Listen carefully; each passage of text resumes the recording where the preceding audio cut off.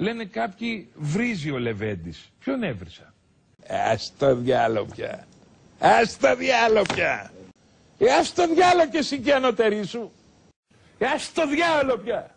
Ας το διάλο πια. Στο διάλο. Ας το διάλο από εδώ. Ας το διάλο αυτή η χώρα. Να πάει και το μνημόνιο στο διάλο. Το πω έτσι.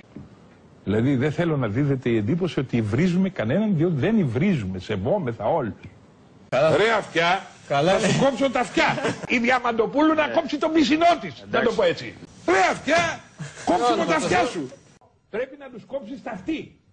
Όχι απλά φέρ το μισθό πίσω και κομμένα αυτή. Θα κόψουν το λαιμό τους. Θα τα κόψει και αυτά. Το λαιμό τους δεν θα τα κόψουν. Έχεις καταλάβει τι θα πει λαιμό? Δεν πάτε να κόψετε το λαιμό σας όλοι μαζί? Έτσι, εγώ σέβομαι όλους και λένε κάποιοι γιατί δηλώνω ότι σέβομαι. Ρε κερατά, Μητσοτάκη, να το πω έτσι. Πώς θα πάρει ψήφους το κερατά?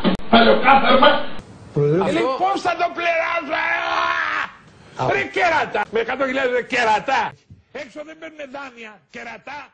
Του κερατάργο μισθία δηλαδή. Και μετά λένε ότι υβρίζω. Δεν υβρίζω. Και λέω ρε το Μάρια του Πασόκ, να το πω έτσι. Γιατί ρε παλιωτόμαρα, να το πω έτσι λαϊκά και φιλικά. Ρε παλιόπουστα. Λέω εγώ τον καφέ μου σαν μαλάκα στον πλήρωνα. Πάρτε το πιο απλό. Φάτε τη στον κόλο. Φάτε στον κόλο. Να το πω έτσι λαϊκά. Είμαι κατά της εισαγωγής της Τουρκίας στην Ευρωπαϊκή Ένωση. Αυτό ξεπερνάει τα όρια της αντοχής να μείνω στα ρούχα μου. Και λες ρε. Τι είναι αυτά που λες? Πόσα σπίτια έχεις? Παλιό. Φέρτα εδώ. Κατσαπλιάδες. Κάθε καρυδιάς καρύδι. Ντροπή σας ρε. Ντροπή σας. Έσχος. Και μετά θέλετε να έχουμε στην θρησκεία σεβασμόν. Έσχος. Έσχος. Δεν είναι χώρα αυτή.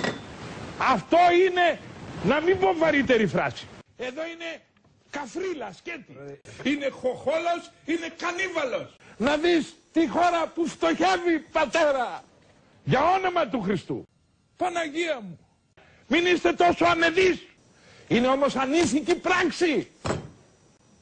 Όλοι από εκεί μέσα να τσακιστείτε να φύγετε από το κοινοβούλιο όλοι εσείς. Άντε.